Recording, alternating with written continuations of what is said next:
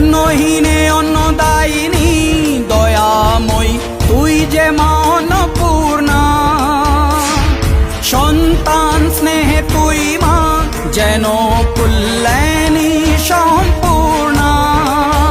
তোর কথা যেন মন্ত্রোচ্চারণ, বজ্র সম কঠিন অনুশাসন, ধৈর্যেশ্বর বংশহা পৃথিবী, ধর্ম ও ন্যায়ের প্রতিচ্ছবি।